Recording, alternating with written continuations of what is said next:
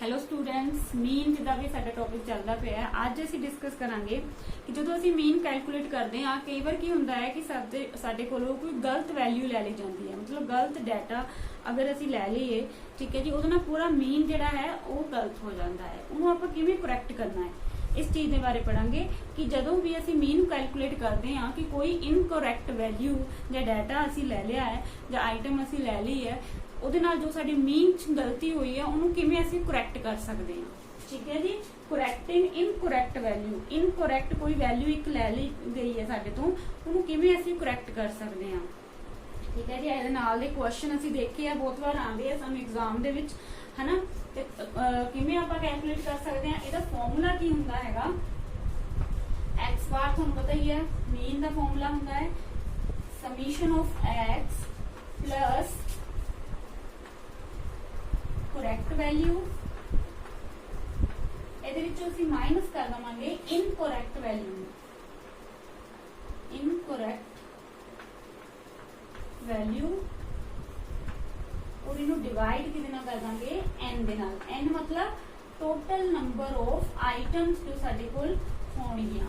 Summation x सानू पता है जो x की वैल्यूज होणगियां ओदा टोटल प्लस करैक्ट वैल्यू जो है ਉਹਦੇ ਵਿੱਚੋਂ ਅਸੀਂ ਫਿਰ ਮਾਈਨਸ ਕਰਾਂਗੇ ਇਨਕਰੈਕਟ ਵੈਲਿਊ ਨੂੰ ਔਰ ਡਿਵਾਈਡ ਕਰ ਦਾਂਗੇ n ਦੇ ਨਾਲ, ਟੋਟਲ ਨੰਬਰ ਆਫ ਸਟੂਡੈਂਟਸ ਦੇ ਨਾਲ। ਠੀਕ ਹੈ ਜੀ, ਇੱਕ ਐਗਜ਼ਾਮਪਲ ਮੈਂ ਤੁਹਾਡੇ ਸਾਹਮਣੇ ਲਿਖੀ ਹੋਈ ਹੈ, ਕੁਐਸਚਨ ਹੈਗਾ, ਦੇਖੋ ਮੈਂ ਪੜ੍ਹ ਦਿੰਨੀ ਆ। The mean marks of 100 student were found to be 40। मतलब साडे को जो मीन दिता होया है x बार कितना दिता होया है 40 और नंबर ऑफ स्टूडेंट कितने दिते हुए हैं 100, n दी वैल्यू 100 है। The mean marks of 100 student, 100 student मतलब total number of student, n the value होगी 100 students were found to be 40। ठीक है, मीन 40 है। Later on it was discovered that a score of 53 was misread as 83। But बाद ਦੇ ਵਿੱਚ ਸਾਨੂੰ ਅਸੀਂ ਇਹ ਦੇਖਿਆ ਕਿ ਜਿਹੜਾ ਸਕੋਰ ਆਫ 53 ਸੀਗੀ, ਕੋਈ ਟਰਮ ਸੀਗੀ ਸਾਡੇ ਕੋਲ, ਉਹਦੇ ਵਿੱਚ 53 ਕੋਈ ਸਕੋਰ ਸੀਗਾ, ਉਹਨੂੰ ਅਸੀਂ ਮਿਸਰੀਡ ਕਰ ਲਿਆ ਐਜ਼ 83। ਮਤਲਬ ਕਰੈਕਟ ਵੈਲਿਊ ਕਿੰਨੀ ਸੀਗੀ 53, ਉਹਨੂੰ ਅਸੀਂ ਕਿਵੇਂ ਰੀਡ ਕਰ ਲਿਆ 83। ठीक है जी, तो ਅਸੀਂ ਕੀ फाइंड करना है, फाइंड द करेक्ट मीन। देखो सारिया वैल्यूज दित्तियां होईयां, सिर्फ सानू फॉर्मूला पता होना चाहिए, ਅਸੀਂ लगा सकते हैं। It was discovered that the score of 53 was misread as 83। मतलब कि करेक्ट वैल्यू कितनी सीगी, करैक्ट वैल्यू साडी कोल सीगी जी 53, बट ਅਸੀਂ ਨੂੰ ਕਿਵੇਂ ਰੀਡ ਕਰ ਲਿਆ ਐਜ਼ 83। मतलब इनकरेक्ट वैल्यू कितनी होगी साडी कोल 83। ठीक है जी, हम देखो साडी कोल की वैल्यू हैगी x बार भी है, करैक्ट वैल्यू भी, इनकरेक्ट वैल्यू भी, बट फॉर्मूले च सानू की चाहिदा है समीशन ऑफ x ते सानू वैल्यू उत्ते दित्ती हुई है मीन दी। ठीक है जी, तुहानू याद होएगा मीन आपां किन्ना, मीन दा की फॉर्मूला हुंदा है summation of x over n।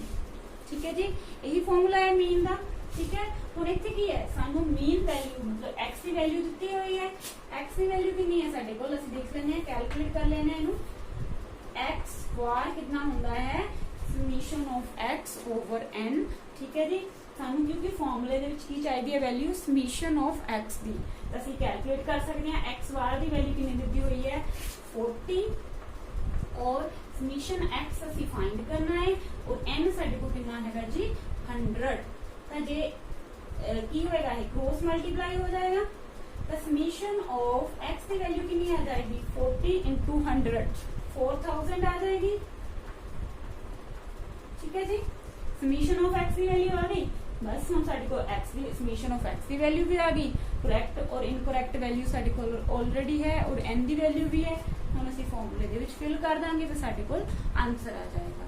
ठीक है जी, बट ये याद रखना है मीन साडे को दिता होया सी, ये तो ਅਸੀਂ समीशन ऑफ x की वैल्यू फाइंड कर ली। हम लगा देने हैं नेक्स्ट ਅਸੀਂ फार्मूले ਦੇ ਵਿੱਚ ऊपर लगा देनी है की है जी वैल्यू समीशन ऑफ x की वैल्यू कितनी आई साडे कोल 4000 प्लस अगे करेक्ट वैल्यू कितनी सी 53। ठीक है जी, माइनस इनकरेक्ट वैल्यू कितनी हैगी है 83। डिवाइड करना है ਆਪਾਂ n ਦੇ ਨਾਲ, n कितना है साडे कोल 100। 100। ठीक है जी, हम देखो प्लस है माइनस है 53 तो जे ਅਸੀਂ माइनस कर दीए 83 तो साडे को कितना आ जाएगा 4000 माइनस से आएंगे 30। ठीक है जी, डिवाइड कितना करना आप इनू 100 दे नाल, क्योंकि प्लस से 53 है माइनस से 83 है, माइनस 83 बड़े है माइनस से तो साइन का आएगा माइनस का। ठीक है जी, हम 4000 दे विचों 30 माइनस कर दिए तो साडे को कितनी वैल्यू आ जानी है 4000 दे विचों कितनी माइनस करनी है आपां 30 तो कितनी वैल्यू आ जाएगी साडे कोल 3970। कितनी वैल्यू आएगी जी 3970 साडे को वैल्यू आ गई। उन्हें डिवाइड कितना करना आपां 100 दे नाल तो कितना आंसर आ जाएगा साडे कोल 100 दे नाल जब ਅਸੀਂ डिवाइड करांगे तो साडे कोल आंसर कितना आएगा 39.70। 39.70 मतलब करेक्ट मीन कितना हो गया 39। ठीक है जी, करेक्ट मीन की वैल्यू कितनी आई 39.70। पहला मीन की वैल्यू कितनी आई सी साडे कोल 40। ठीक है जी, कुछ नहीं किया, बस फॉर्मूला याद करना पड़ेगा, उस तो बाद जो वैल्यूज है वो आप फिल कर देती हैं और कैलकुलेशन करके साडे कोल आंसर आ जाएगा। ठीक है जी, ऐसे तरीके ना एक एग्जांपल मैं होर लिखी हुई है वो भी देख लेने हैं, इन सॉल्व कर देनी है। फॉर्मूला आई थिंक तुहानू याद हो गया होगा, summation of x plus correct value minus incorrect value और उन्होंने ਅਸੀਂ डिवाइड करना हैगा जी n देना, मतलब टोटल नंबर ऑफ वैल्यूज देना।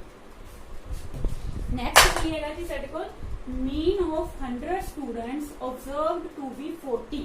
मतलब मीन कितना हैगा साडे कोल x बार दी वैल्यू कितनी है 40 और स्टूडेंट कितने हैगे फिर साडे कोल 100, n दी वैल्यू कितनी है 100। If at the time of computation two items are wrongly taken as 30 and 27 instead of 3 and 72। ਹੁਣ ਇੱਥੇ ਸਾਡੇ ਕੋਲ ਦੋ ਵੈਲਿਊਜ਼ ਗਲਤ ਲੈ ਲਈਆਂ, ਜਦੋਂ ਕਹਿੰਦੇ ਮੀਨ ਨੂੰ ਕੈਲਕੂਲੇਟ ਕੀਤਾ ਹੈ ਤਾਂ ਅਸੀਂ ਕੀ ਲੈ ਲਈਆਂ wrongly taken as 30 and 27। मतलब कि इत्थों समझ लगी सानू इनकरेक्ट वैल्यूज कितनियां हो गईयां 30 and 27 और करेक्ट वैल्यूज कितनियां सीगियां इंस्टेड ऑफ 3 and 72। मतलब कि करेक्ट वैल्यूज कितनियां सीगियां साडे कोल 3 and 72। ठीक है जी, find the correct mean. Same वही चीज है, इत्थे साडे कोल दो वैल्यूज गलत ले हो गईयां सीगियां, पहला साडे कोल एक वैल्यू सीगी। ठीक है जी, की करते हैं सब तो पहला सानू की चाहिए समीशन एक्स वो कट लेने हैं। समीशन ऑफ एक्स की वैल्यू कितना आएगी सॉरी एक्स बार साडे को कितना हुंदा है मीन दा की फॉर्मूला हुंदा है X bar is equal to summation X over N. तो कितनी आएगी वैल्यू साडे को समीशन एक्स ਅਸੀਂ फाइंड करना है, एक्स बार की वैल्यू साडे को 40 है is equal to summation X over N हैगा साडे कोल 100। इत्थे भी साडे कोल समीशन ऑफ एक्स की वैल्यू कितनी आ गई जब ਅਸੀਂ क्रॉस मल्टीप्लाई करांगे 4000। ठीक है जी, समीशन ऑफ एक्स की वैल्यू आ गई साडे कोल 4000। उस तो बाद करेक्ट वैल्यू साडे कोल है, इनकरेक्ट वैल्यूज भी हैगियां। नेक्स्ट ਅਸੀਂ ਫਾਰਮੂਲੇ ਦੇ ਵਿੱਚ ਵੈਲਿਊਜ਼ ਫਿਲ ਕਰ ਦਿੰਨੇ ਆ।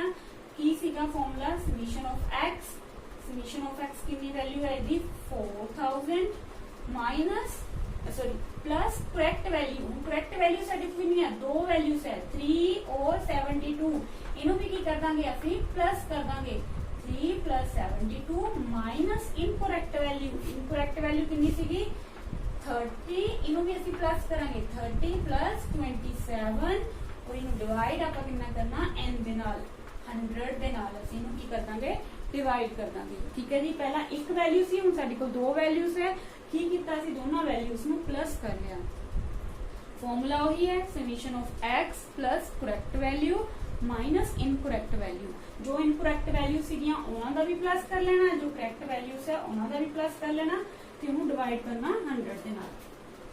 ठीक है जी, इत्थे कर लेने आगे कितना आ गया साडे कोल ये 4000 प्लस 72 प्लस 3 कितना बन गया 75 माइनस दे 30 प्लस 27 ये कितना बन गया 57।